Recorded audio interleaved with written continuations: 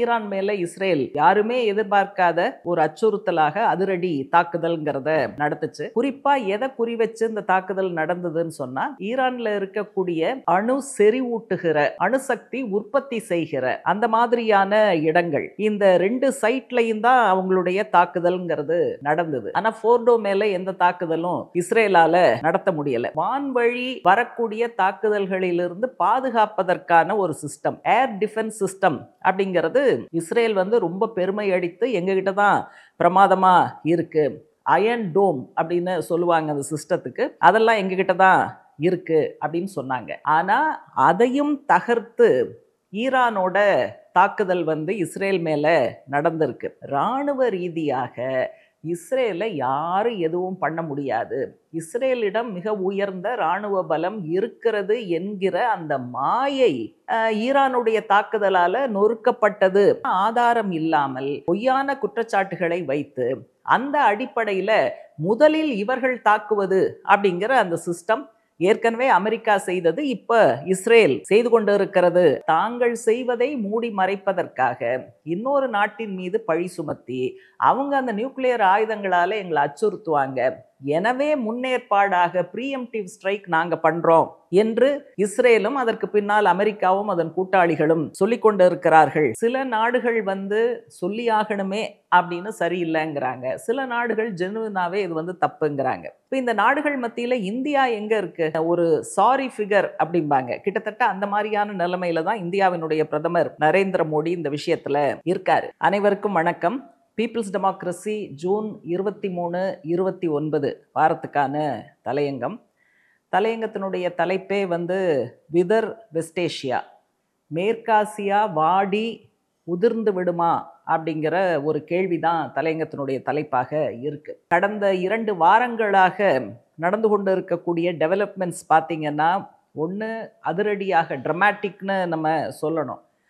இங்கே தலையங்கத்தில் கேட்டக்லிஸ்மிக் அப்படிங்கிற ஒரு வார்த்தையை யூஸ் பண்ணுறாங்க. ஒரு இயற்கை பேரழிவு அப்படிங்கிற அளவுக்கு ஒப்பிடக்கூடிய விஷயங்கள் தான் ஒரு ஃபோர்ட்நைட்டில் நடந்திருக்கு அப்படிங்கிறது முதல்லையே வருது.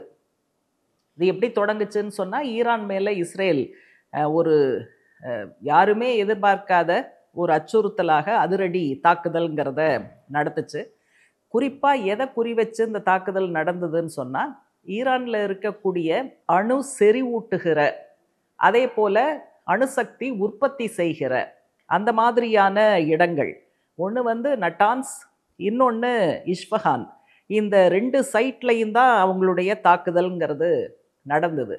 இப்போ இதே செயல்பாடு நடந்து கொண்டு இருக்கக்கூடிய 3வது இடம்ங்கிறது ஃபோர்டோ அப்படின்னு ஒரு இடம். ஆனால் ஃபோர்டோ மேலே எந்த தாக்குதலும் இஸ்ரேலால் நடத்த முடியலை. ஏன்னா ஃபோர்டோங்கிற அந்த சைட்டு, நியூக்ளியர் சைட் எங்கே இருக்குது அப்படின்னு சொன்னால், ஒரு மலையில் அதில் கீழே ஒரு 80 மீட்டர் அண்டர் கிரவுண்டில் தான் அந்த இடம்ங்கிறது, அந்த சைட்டுங்கிறது இருக்குது. அதனால் இஸ்ரேல் பயன்படுத்துகிற ஒரு மரபு ரீதியான ஆயுதங்களால் பெருசாக அதை தாக்க முடியலை. அப்போ தான் பல நிபுணர்கள், சோகால் நிபுணர்கள் என்ன சொல்ல ஆரம்பித்தாங்கன்னா, இந்த குறிப்பிட்ட ஃபோர்டோங்கிற சைட்டு அதில் இருக்கக்கூடிய நியூக்ளியர் ஃபெசிலிட்டியை தாக்கணும்னு சொன்னால், சாதாரண ஆயுதங்களால் அது முடியாதுன்னு சொன்னால், அமெரிக்காவிடம் இருக்கிற ஹெவி டியூட்டி பங்கர் பஸ்டர், பதுங்கு குழிக்குள் இருந்தாலும் கூட அதை நொறுக்குகிற, பஸ்ட் பண்ணுகிற அப்படியான ஆயுதங்கள் அமெரிக்கா கிட்ட தான் இருக்குது. அப்படின்னா என்ன அர்த்தம்னா, அமெரிக்கா இதுக்குள்ளே வரணும். இஸ்ரேலால் தாக்க முடியலன்னா அந்த இடத்துல அமெரிக்கா நின்று ஈரானில் இந்த மாதிரியான நியூக்ளியர் சைட்டை தாக்க வேண்டும் அப்படிங்கிற முறையில் தான் பொதுவாக பேச்சுங்கிறது அடிபட்டுச்சு. இப்போ இஸ்ரேல் பிரைம் மினிஸ்டர் நேத்தன்யாகு இந்த தாக்குதலை நடத்தின பிறகு பயங்கர அடாவடியாக பேசினார். நாங்கள் தானாக்கோம், ஈரான் எங்கள் முன்னால் நிற்க முடியாதுன்னெலாம் பேசினார். ஆனால் இவங்க நடத்தின அவ்வளவு தாக்குதலுக்கு பிறகு ஈரான் அதை எதிர்கொண்டது, பதிலடி வலுவாக கொடுத்தது. இப்போ நீங்கள் பொதுவாக இஸ்ரேல் இந்த ட்ரோன் தாக்குதல், ஏவுகணை தாக்குதல் இதெல்லாம் பாதிக்காமல் இருப்பதற்கு அவங்க வான்வழி வரக்கூடிய தாக்குதல்களிலிருந்து பாதுகாப்பதற்கான ஒரு சிஸ்டம், ஏர் டிஃபென்ஸ் சிஸ்டம் அப்படிங்கிறது இஸ்ரேல் வந்து ரொம்ப பெருமை அடித்து எங்ககிட்ட தான் பிரமாதமாக இருக்குது, அயன் டோம் அப்படின்னு சொல்லுவாங்க அந்த சிஸ்டத்துக்கு, அதெல்லாம் எங்ககிட்ட தான் இருக்குது அப்படின்னு சொன்னாங்க. ஆனால் அதையும் தகர்த்து ஈரானோட தாக்குதல் வந்து இஸ்ரேல் மேலே நடந்திருக்கு. இப்போ ஈரான் என்ன பயன்படுத்துச்சு அப்படின்னா ஹைப்பர்சானிக் ஏவுகணைகள். பொதுவாக இந்த பாதுகாப்பு துறையில் இருக்கிறவங்கள்லாம் என்ன சொல்கிறாங்கன்னா, ஈரான் வந்து இந்த ஹைப்பர்சானிக் மிசைல்ஸை பயன்படுத்தினது மட்டும் இல்லை, இஸ்ரேல் வந்து அதை எதிர்பார்த்துடக்கூடாது அப்படிங்கிறதுனால ஒரு ஏமாற்றுவதற்காக டீகாய் ட்ரோன்ஸ், அது வந்து டீகாய்னு சொன்னால் திசை திருப்புகிற, சட்டுன்னு ஏமாற்ற வைக்கிற அந்த மாதிரியான விஷயம். அப்படி ஏவுகணைகளை விடுறது, ட்ரோன்ஸை விடுறது, ஒரு பாரம்பரியமான ஆயுதங்களை ஏவுகணைகளை அனுப்புறது, இதெல்லாம் பார்த்து இஸ்ரேல் சரி இதுக்கு மேலே ஒன்றும் இல்லை, நம்முடைய அந்த வான்வழி தாக்குதலிலிருந்து பாதுகாக்கக்கூடிய அயன் டோம் நல்லா இருக்குது, நம்மளுக்கு ஒன்றும் ஆகாது அப்படின்னு நினச்சிக்கிட்டு இருக்கிறப்போ இந்த ஹைப்பர்சானிக் ஏவுகணைகள் போய் இஸ்ரேல் மேலே கடுமையான தாக்குதலை நடத்தியிருக்கு. அதனால் நிச்சயமாக இஸ்ரேல் நினைத்தபடி 2 ரவுண்டு தாக்குதலுக்கு பிறகு ஈரான் அடங்கிவிடும், பணிந்து விடும் அப்படின்னு அவங்க நினச்சது நடக்கலை.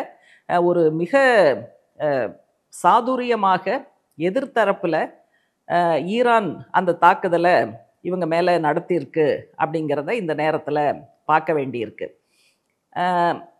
இதில் வந்து இஸ்ரேல் மேலே தாக்குதல் நடந்தது என்பதை விட இஸ்ரேலுக்கு டென்ஷன் கொடுக்குற விஷயம் என்ன அப்படின்னா, இராணுவ ரீதியாக இஸ்ரேலை யாரும் எதுவும் பண்ண முடியாது, இஸ்ரேலிடம் மிக உயர்ந்த இராணுவ பலம் இருக்கிறது என்கிற அந்த மாயை ஈரானுடைய தாக்குதலால் நொறுக்கப்பட்டது அப்படிங்கிறது தான் ஆக்சுவலாக நடந்த சேதாரத்தை விட இந்த மித், இந்த பிம்பம், மாய பிம்பம் நொறுக்கப்பட்டதுங்கிறது தான் வந்து இஸ்ரேலோட கவலையாக, நேத்தன்யாகுவோட கவலையாக இருக்கு அப்படிங்கிறத பார்க்கணும். இப்போ இஸ்ரேல் வந்து முதல்ல இந்த தாக்குதலை நடத்தும் போது என்ன சொல்லி அதை வந்து நியாயப்படுத்தினாங்க அப்படின்னாக்க, அணு ஆயுத பரவல் தடை உடன்படிக்கை அதை வந்து ஈரான் மீறியது அப்படின்னு சொன்னாங்க. பிரச்சனை என்னன்னா, இஸ்ரேல் இந்த புகாரை சொல்றதுல எந்த விதமான ஆச்சரியமும் இல்லை, இது இன்னைக்கு நேத்து இல்லை, 20 வருஷமா ஈரானை பற்றிய இந்த புகாரை தொடர்ந்து இதே புகாரை இஸ்ரேல் வந்து சொல்லிக்கிட்டே இருக்கு. ஆனால் இஸ்ரேல் தான் சொல்லுதே தவிர இந்த நாடுகள் எல்லாம் வந்து இந்த உடன்படிக்கையில் கையெழுத்திட்டு இருக்கக்கூடிய நாடுகள், இந்த அணு ஆயுத பரவல் தடை உடன்படிக்கை இதில் கையெழுத்திட்டு இருக்கக்கூடிய நாடுகள் வந்து முறையாக இருக்கிறார்களா அப்படின்னு கண்காணிப்பதற்கு ஒரு சர்வதேச அமைப்பு இருக்குது, IAEA என்று சொல்லக்கூடிய இன்டர்நேஷ்னல் அட்டாமிக் எனர்ஜி ஏஜென்சி. அவங்க பல நாடுகளில் போய் செக் பண்ணிகிட்டே இருப்பாங்க. அவங்க என்ன சொல்கிறாங்க, இஸ்ரேல் முன்வைக்கக்கூடிய இந்த புகாருக்கு எந்த விதமான ஆதாரமும் இல்லை, அதாவது ஈரான் இந்த விதிகளை மீறியது, சட்டத்தை மீறியது, உடன்படிக்கையை மீறியதுன்னு சொல்கிறதுக்கு எதுவும் ஆதாரம் இல்லை அப்படிங்கிறத சொல்லிட்டாங்க. ஆனாலும் இஸ்ரேல் விடாமல் இந்த புகாரை வச்சுக்கிட்டே இருக்கு. இப்போ இஸ்ரேல் வைக்கக்கூடிய இந்த புகாருக்கு முன்னுதாரணமே இல்லாமல்லாம் இல்லை. கடந்த காலத்தில் ஈராக் வந்து பேரழிவு ஆயுதங்களை வைத்திருக்கிறது, weapons of mass destruction WMD வச்சிருக்குன்னு சொல்லி அன்வெரிஃபைடு, ஆதாரம் இல்லாத ஒரு குற்றச்சாட்டை சொல்லி அமெரிக்கா பயங்கரமாக தாக்குதல் நடத்தியது நமக்கு தெரியும். சதாம் ஹுசேன் அதில் வந்து வீழ்த்தப்பட்டார் அப்படிங்கிற விஷயமும் தெரியும். ஆனால் இதெல்லாம் நடந்து முடிஞ்ச பிறகு பின்னால் பார்க்கும்போது ஈராக்கில் எந்த இடத்துலையுமே அமெரிக்காவினுடைய குற்றச்சாட்டின்படி பேரழிவு ஆயுதங்கள் எதுவும் இல்லை அப்படிங்கிற தகவல்கள் தான் வந்தது. அப்படின்னா என்ன அர்த்தம்னா, ஆதாரம் இல்லாமல் பொய்யான குற்றச்சாட்டுகளை வைத்து அந்த அடிப்படையில் முதலில் இவர்கள் தாக்குவது அப்படிங்கிற அந்த சிஸ்டம் ஏற்கனவே அமெரிக்கா செய்தது, இப்போ இஸ்ரேல் செய்து கொண்டு இருக்கிறது அப்படிங்கிறத பார்க்கணும். இப்போ இந்த மாதிரி குற்றச்சாட்டு வைப்பதற்கு ஆதாரம் இல்லைங்கிறது உண்மை. ஆனால் அதே சமயம் IAEA போகிற போக்கில் வேற ஒரு கான்டெக்ஸ்டில் சொன்ன ஒரு விஷயத்தை இஸ்ரேலும் அமெரிக்காவும் பிடிச்சி தொங்கிட்டு இருக்காங்க. அவங்க வந்து இந்த ஈரான் வந்து சில சமயங்களில் போதுமான அளவு எங்களோடு ஒத்துழைக்கவில்லை அப்படின்னு சொன்னதை வச்சு இந்த மாதிரி குற்றச்சாட்டுகளை அவங்க வந்து முன்வைத்து கொண்டு இருக்கிறார்கள் அப்படிங்கிறதையும் நம்ம சேர்த்து பார்க்கணும். இது வந்து அடிப்படையில் என்ன அப்படின்னாக்க, ஈரான் மேலே இந்த குற்றச்சாட்டு வைப்பதுங்கிறது ஒரு ஸ்மோக் ஸ்க்ரீன் தான், ஒரு திரை தான். அதுக்கு பின்னால் என்ன அப்படின்னா, அணுசக்தி திட்டங்கள், ஆயுதங்கள் தயாரிக்கக்கூடிய ப்ராஜெக்ட், இதெல்லாம் வந்து இஸ்ரேல் தொடர்ச்சியாக செய்து கொண்டு இருக்கிறது. அமெரிக்கா அதற்கு உதவுகிறது. இந்த விஷயம் உலகினுடைய கவனத்தை ஈர்த்து விடக்கூடாதுங்கிறதுனால இவங்க செய்யறத மறைச்சிட்டு இன்னொரு நாடு செய்கிறது என்று பழிபோடுகிற அந்த ஏற்பாடு தான் இவங்க முன்வைக்கக்கூடிய அந்த வாதங்கள்ல, புகார்ல நம்ம பார்க்க வேண்டியிருக்கு, புரிஞ்சுக்க வேண்டியிருக்கு. இதுல கூடுதலா இன்னொரு விஷயம் என்னன்னா, ஏன் இந்த இன்டர்நேஷ்னல் அட்டாமிக் ஏஜென்சி ஈரான்லாம் போய் பார்க்குது, ஏன் இஸ்ரேலை பார்க்க முடியல, இஸ்ரேலில் என்ன நடக்குதுன்னு ஏன் பார்க்க முடியல அப்படின்னு சொன்னால், இஸ்ரேலை பொறுத்த வரைக்கும் இந்த நியூக்ளியர் நான் ப்ராலிஃபரேஷன் ட்ரீட்டின்னு சொல்கிறோம் இல்லையா, அதற்கு வெளியில் அவங்க இந்த வேலைகளை எல்லாம் செய்கிறாங்க.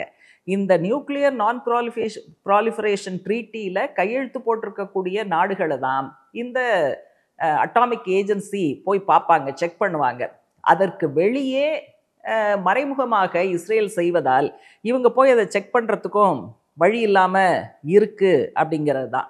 அதனால் தாங்கள் செய்வதை மூடி மறைப்பதற்காக இன்னொரு நாட்டின் மீது பழி சுமத்தி அவங்க அந்த நியூக்ளியர் ஆயுதங்களால் எங்களை அச்சுறுத்துவாங்க, எனவே முன்னேற்பாடாக ப்ரீஎம்டிவ் ஸ்ட்ரைக் நாங்கள் பண்ணுறோம் என்று இஸ்ரேலும் அதற்கு பின்னால் அமெரிக்காவும் அதன் கூட்டாளிகளும் சொல்லிக்கொண்டு இருக்கிறார்கள் அப்படிங்கிறத பார்க்கணும். இப்போ ஈரானுக்கு எதிரான இந்த பிரச்சாரம்ங்கிறது வெறும் இந்த உடன்படிக்கை, நியூக்ளியர் நான் ப்ராலிஃபரேஷன் ட்ரீட்டிங்கிற உடன்படிக்கையை மீறினார்கள், அது வந்து வெளியில் சொல்லக்கூடிய விஷயம். ஆனால் அது உண்மை இல்லை. அதுக்கு பதிலாக ஈரான் மேலே நடக்கக்கூடிய தாக்குதல்ங்கிறது புவிசார் அரசியல் உத்தி என்று தான் நம்ம வந்து பார்க்க வேண்டியிருக்கு. மேற்காசிய பகுதி வந்து எண்ணெய் வளம் நிறைந்திருக்கக்கூடிய பகுதி. அந்த பகுதியில் அமெரிக்காவும் இஸ்ரேலும் மேலாதிக்கம் செலுத்தி கொண்டு இருப்பதற்கு ஈரான் வந்து ஒரு சவாலாக இருக்கிறது. ஆகவே ஈரானை அடக்க வேண்டும், ஒடுக்க வேண்டும்ங்கிறது தான் அந்த புவிசார் அரசியல் உத்தி அப்படிங்கிற முறையில் நம்ம பார்க்க வேண்டியிருக்கு. ஏற்கனவே ஈரானில் ஷா என்பவருடைய தலைமையில் அரசாங்கம் நடந்தது. அந்த ஷா அரசாங்கத்தை ஆதரித்ததுங்கிறது வந்து அமெரிக்கா. அதற்கு பிறகிலிருந்து, ஷா ரெஜிம் போனதற்கு பிறகிலிருந்து இவங்க ரெண்டு பேருக்கும், இஸ்ரேலுக்கும் அமெரிக்காவுக்கும் மிகப்பெரிய கொடசல் கொடுக்கக்கூடிய ஒரு நாடாக ஈரான் இருக்கிறது. அதனால தான் ஈரான் மேலே அதிக கோபத்தோடு இந்த வேலைகளை எல்லாம் அவங்க செய்கிறாங்க. இது ஒரு பக்கம் இருக்க, இன்னொரு பக்கம் இஸ்ரேலை பொறுத்த வரைக்கும் அங்கே வந்து ஜயனிசம் என்பது ஒரு சித்தாந்தமாக, அரசாங்கத்தினுடைய சித்தாந்தமாக பின்பற்றப்படுகிறதுங்கிறது உலகத்துக்கே தெரியும். அப்போ அந்த ஜயனிஸ்ட் இஸ்ரேலி அரசு அதனுடைய முக்கியமான நோக்கம்ங்கிறது பாலஸ்தீனத்தில் இருக்கக்கூடிய பாலஸ்தீனியர்களை இன அழிப்பு செய்வது அப்படிங்கிறது தான். இது வரைக்கும் ஒரு 56,000 பேர் கொல்லப்பட்டு இருக்கிறார்கள். அதில் பெரும்பான்மையானவர்கள் பெண்களும் குழந்தைகளும் அப்படிங்கிறது தான். காசா என்கிற அந்த சின்னஞ்சிறு பகுதி பாலஸ்தீனத்தில் ஒரு பயங்கரமான பஞ்சத்தில் அது வந்து அடிபட்டு கொண்டு இருக்கிறது. அப்போது உணவு என்பதை கூட இஸ்ரேல் ஒரு ஆயுதமாக பயன்படுத்துகிறது அப்படிங்கிறதெல்லாம் ரொம்ப ஆபத்தான விஷயம். இப்போ இவ்வளவு நடக்கும்போது மேற்கத்திய நாடுகள் வந்து ஒன்றுமே சொல்லாமல் இருக்க முடியாது. அதனால் இது சரியில்லை, அது சரியில்லைன்னு ஒரு லேசாக தன்னுடைய அதிருப்தியை, அதாவது இந்த இனப்படுகொலை, இன அழிப்பு சம்பந்தமான விஷயங்களை அவங்க வந்து சொல்கிறாங்க. அதாவது ஒன்றுமே சொல்லாமல் இருந்தால் பிரச்சனை வருங்கிறதுனால கொஞ்சம் லேசாக இது சரியில்லை, அது சரியில்லைன்னு சொல்லிக்கிட்டு இருக்காங்க. இப்போ இந்த விஷயத்தில் G7 நாடுகள் கூட இதைத்தான் சொன்னாங்க. இஸ்ரேல் வந்து தன்னை பாதுகாத்து கொள்ள, செல்ஃப் டிஃபென்ஸுக்காக, தற்காப்புக்காகத்தான் வந்து ஈரான் மேலே தாக்குதல் நடத்தியது என்று சொல்கிற அளவுக்கு G7 நாடுகள் அமெரிக்காவினுடைய வழிகாட்டுதலில் அதை செய்து கொண்டு இருக்கிறார்கள் அப்படிங்கிறதையும் நம்ம கணக்கில் எடுக்கணும். இப்போ இந்த பின்னணியில் தான் வந்து அமெரிக்க அதிபர் டொனால்ட் ட்ரம்ப் இந்த சிச்சுவேஷனை எஸ்கலேட் செய்வதற்காக அவரும் உள்ள பூந்து, அமெரிக்காவும் உள்ள பூந்து தாக்குதலை நடத்தியது அப்படிங்கிறத பார்க்க வேண்டியிருக்கு. ஆனா அமெரிக்கா அடிச்சதுக்கு பிறகு ஈரான் விழுந்துரும் அப்படின்னு எதிர்பார்க்கிறாங்க. ஆனா ஈரான் அதையும் எதிர்கொண்டு நிற்கிறது அப்படிங்கிறதையெல்லாம் கூட நம்ம இதுல இணைச்சு தான் பார்க்க வேண்டியிருக்கு. இப்ப அமெரிக்காவினுடைய தாக்குதல்ல ஈரான்ல இருக்கக்கூடிய அணுசக்தி கட்டமைப்பு அது வந்து முழுமையாக சேதமடைந்து விட்டது அப்படின்னு சொல்ல முடியல. அமெரிக்காவாலையும் சொல்ல முடியல. இந்த ஐஏஇஏ என்கிற அமைப்பு ஏற்கனவே என்ன சொல்லியிருக்குன்னா, இந்த தாக்குதல் மூலமாக ஈரானோட இந்த அணுசக்தி கட்டமைப்பு ஃபோர்டோ மாதிரியான இடங்கள்ல முற்றிலும் நாசமடைந்ததாக சொல்ல முடியாது. ஏதாவது பாதிக்கப்பட்டுச்சுன்னு சொன்னா அந்த ரேடியேஷன் வரும், நியூக்ளியர் ரேடியேஷன். அது எதுவும் வந்தா மாதிரி தெரியல அப்படிங்கிறதையும் சொல்றாங்க. அதனால அமெரிக்கா நினைச்சபடி அந்த அமெரிக்காவினுடைய தாக்குதல் வந்து ஈரானோட நியூக்ளியர் இன்ஃப்ராஸ்ட்ரக்சரை பெருசா எதுவும் செய்ய முடியல அப்படிங்கிற விவரங்களும் வெளியில வந்துகிட்டு இருக்கு.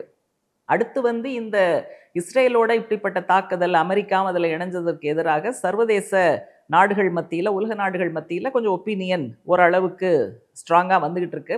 அமெரிக்காவிலேயே இதுக்கு எதிர்ப்பு வருது.